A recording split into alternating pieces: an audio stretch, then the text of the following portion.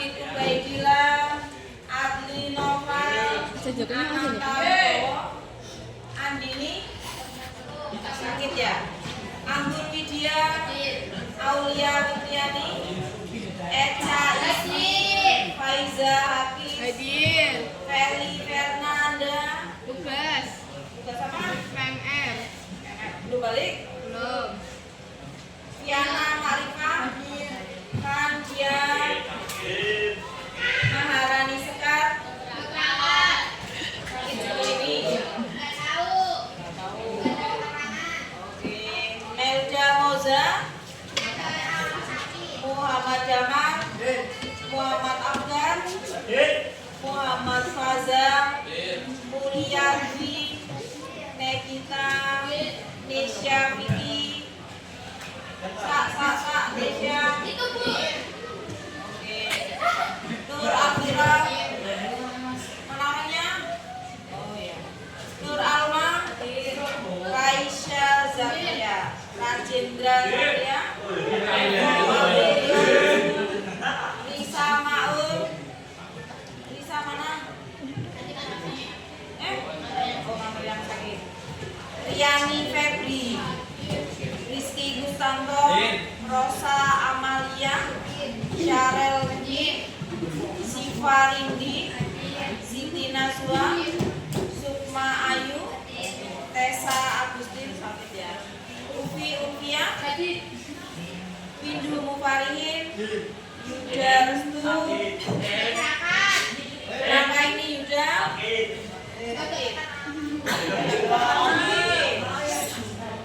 Sita Nabi.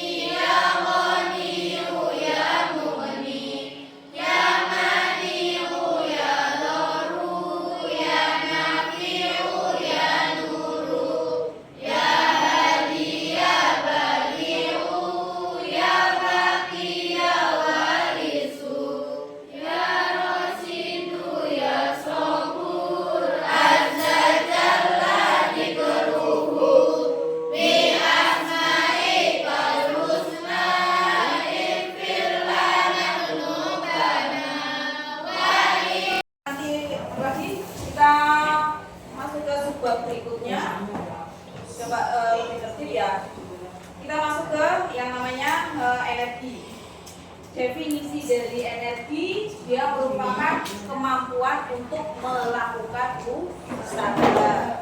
Di pertemuan sebelumnya kita sudah belajar tentang usaha. Apa itu usaha?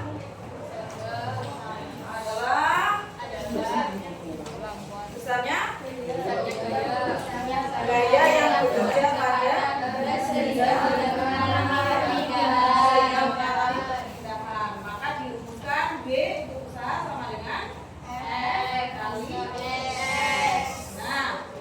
untuk melakukan usaha itu butuh yang namanya energi. Di mana hukum kekekalan energi itu disebutkan bahwa energi tidak dapat diciptakan dan energi tidak dapat dimusnahkan. Energi hanya dapat berpindah dari tempat satu ke tempat yang lain atau bentuk satu ke bentuk yang lain. Berarti intinya energi di alam ini sebenarnya nilainya adalah tetap atau konstan. Jadi kalau misalkan ada energi kalor nih di sini nih, ya dalam ruangan kelas ini ada energi kalor yang dihasilkan dari suhu tubuhnya kamu, ya suhu tubuh normal itu antara 36 sampai 37, kita mengeluarkan kalor, ya. Apalagi kalau misalkan tadi ada temanmu yang demam, suhunya lebih dari 40 derajat Celcius, yaitu otomatis suhunya, kalornya juga naik lagi. Nah, kalau kelas ini terasa panas, kemudian kelas ini dikasih AC gitu, dikasih kipas angin, kemudian beberapa menit kemudian suhunya turun atau enggak sumuk bahasanya kita, itu energi kalornya kemana? Bilang berpindah, ya enggak? Berpindah atau berubah bentuk tadi. Nah, contoh nih, kalau energi, ya energi di sini bentuknya ada 8, ada beberapa macam bentuk energi. Nah, yang mungkin kamu bisa rasakan kalau kamu misalkan di depan kipas angin biasa gitu ya, kipas angin yang kayak gini sama-sama ada baling-balingnya, ada turbinnya di depan kipas angin biasa, sama kamu di depan outdoor AC. Tahu outdoor AC ya? Iya, yang di depannya ruang 10 itu kan ada outdoor AC yang terpasang hampir pada saat kita jalan itu kita kena. Itu rasa ada beda rasanya enggak? Ada beda rasanya. Kalau kipas angin biasa kayak gini rasanya adem, tapi kalau depannya outdoor AC panas. Kenapa kok panas?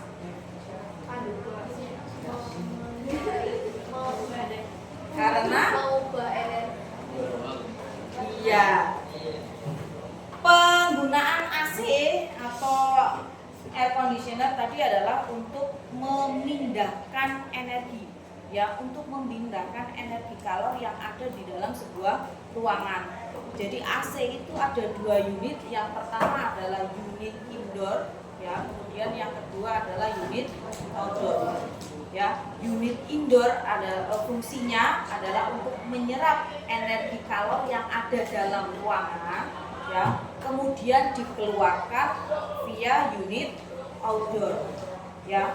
Nah, hawa panas yang kamu rasakan kalau berdiri di depan unit outdoor adalah kalor yang dipindahkan dari dalam ruangan kemudian dikeluarkan lewat unit outdoor. Makanya walaupun secara kasat mata hampir sama kan bentuknya, ya ada baling-balingnya juga, tapi kalau kipas angin biasa ini dia fungsinya hanya untuk untuk menggerakkan udara yang ada di sekitar. Jadi kipas angin ini fungsinya tadi hanya untuk menggerakkan udara. Ya, pada saat dia menggerakkan udara, yang digerakkan adalah udara yang ada di dalam. Jadi pada saat udara itu panas, yang digerakkan ya tetap udara panas. Tapi kalau misalkan udaranya di sini bervariatif, yang dekat kamu agak panas, kemudian yang di langit-langit agak dingin, lah itu diputar sehingga bisa menurunkan suhu ruangan, tapi tidak terlalu signifikan. Beda pada saat penggunaan AC, itu kenapa AC itu terasa dingin, ya karena tadi kalor yang muncul dari dalam tubuh kamu, ya, diserap pakai unit indoor, kemudian dikeluarkan lewat unit outdoor, kemudian unit indoor juga berfungsi untuk menurunkan suhu, pakainya gas adalah gas freon. Nah, ada beberapa fenomena yang pada saat penggunaan AC itu Bunda agak heran nih. Dulu waktu AC itu kan keluarannya ada 2, ya. Keluarannya itu ada 2. Keluaran berupa angin panas tadi, kemudian yang kedua adalah berupa air. Pernah lihat nggak? AC, kemudian ada tetes-tetes air itu. Ya, itu sebenarnya tetes air apa coba? Embun. Ya. Bu Indah pernah jalan mau ke ruang TKJ, terus ada anak otomotif tuh mau sarapan, cuci tangannya pakai air keluaran AC, ya kan? Iya, langsung bilang jorok gitu. Bunda juga agak heran, Mas lagi ngapain? Cuci tangan Bu. Ada kamar mandi loh, kejauhan Bu, kejauhan jawabannya. Tahu nggak Mas?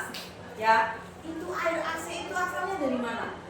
Ya dari atas Bu, dari AC. Oke. Kamu kalau di dalam ruangan ber-AC itu kira-kira berkeringat nggak? Berkeringat nggak? Enggak. Ya ada yang merasa berkeringat, ada yang enggak. Gitu. Nah, kalau yang merasa nggak berkeringat, coba. Secara alamiah tubuh kita itu sebenarnya mengeluarkan sekresi cairan berupa keringat, ya. Tapi karena kita di dalam ruangan ber-AC, begitu keringat itu keluar dari pori-pori, keringat itu langsung terserap ke unit indoor, gitu kan?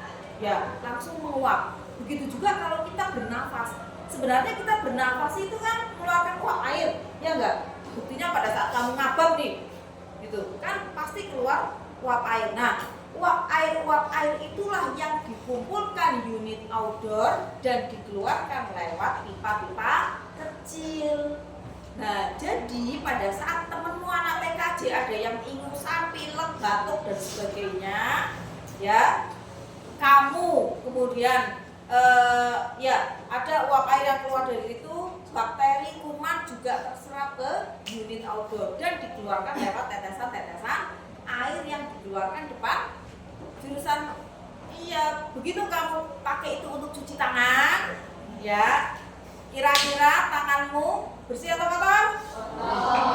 Ya, yang tadi anak baru cuci tangan, ya, itu dia. Oh iya ya Bu, Nah, tapi temennya yang sudah sarapan makan, dengar itu langsung, Bu Indah kenapa nggak cerita dari kemarin? Dari kemarin kamu kemana aja? Ya kan? Akhirnya mereka baru cuci tangan pakai air yang bersih, gitu. Ya. Makanya sebenarnya pembuangan air AC itu tidak sembarangan diteteskan ke berbagai tempat, harusnya dimasukkan ke selokan, harusnya, gitu ya. Nah, itu salah satu contoh bahwa energi itu tidak hilang, ya. Kita mengeluarkan suhu panas, ya, energi kalor, tiba-tiba karena di dalam ruangan AC tiba-tiba hilang begitu saja, enggak. Energi tersebut hanya berpindah atau berubah bentuk, di mana kita nanti akan bahas lagi di konversi perubahan bentuk energi. Nah, tadi bentuk energi ada 8 macam. Kalau zaman dulu ilmuwan itu membahasnya hanya ada 7. Tapi mulai sekarang ini ada diferensiasi tersendiri untuk energi angin. Makanya kalau kamu sudah pernah mendengar PLTU. PLTU itu apa? Pembangkit listrik tenaga uap. Pembangkit listrik tenaga uap. PLTA? Listrik tenaga air. PLTN? Pembangkitnya nuklir, gitu ya. Nah, pernah mendengar yang namanya PLTB? PLTB, B untuk bumi, B untuk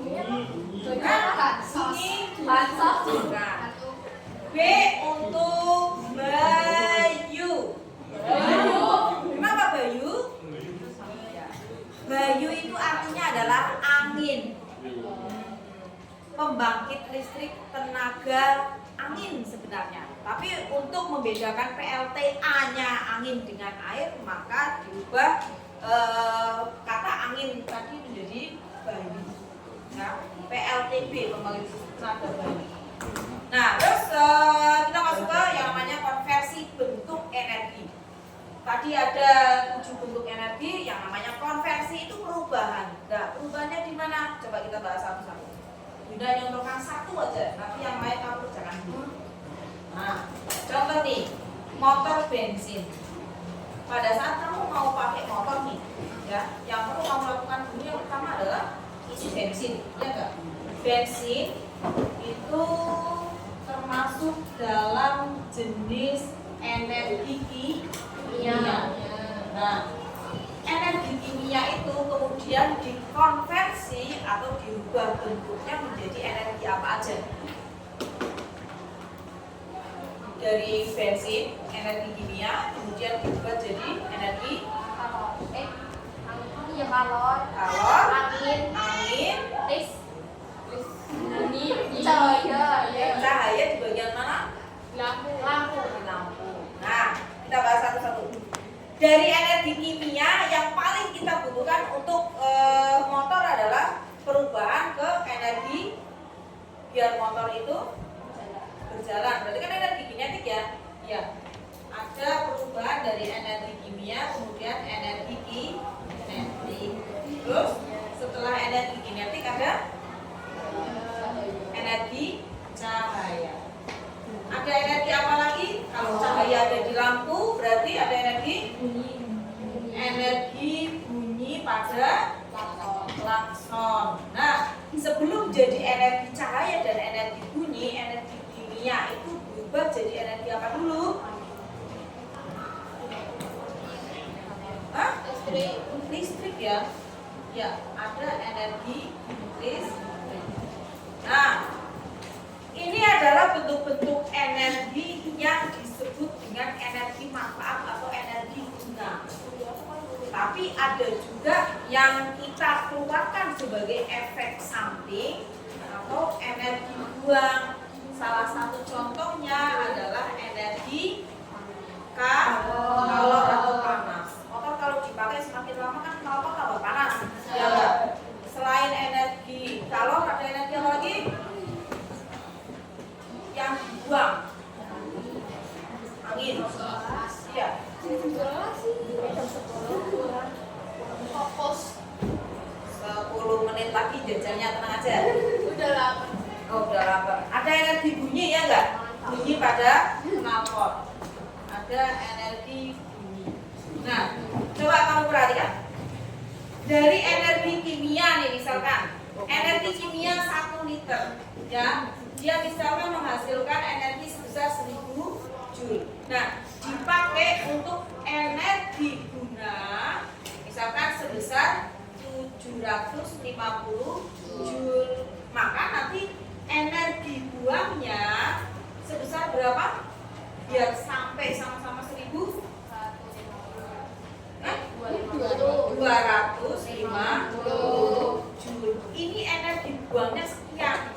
Pada saat kamu pakai 1 liter bensin, ya, total misalkan jumlah energinya adalah 1000 Joule, maka nanti 1000 Joule tadi akan dipakai, nilainya akan sama persis balik lagi sebesar 1000 Joule. Makanya Bunda heran untuk kamu yang pakainya motor, knalpotnya adalah knalpot brong. Ya. Ada yang pakai knalpot brong? Ada. Nah, nih, kalau pakai knalpot brong, logikanya energi. Kalau knalpot brong itu kan bunyinya tambah kenceng, ya enggak? Kalau tambah kenceng energinya tambah naik apa turun? Naik. Kalau tambah naik berarti nanti ini energi buangnya dia semakin besar, ya enggak? Energi buangnya semakin besar, otomatis energi gunanya atau energi manfaatnya dia akan semakin turun, ya. Maka hasil akhirnya adalah efisiensi bahan bakar mesin motormu dia juga akan turun. Di mana-mana ya, industri otomotif itu mereka berlomba-lomba untuk menurunkan energi buang.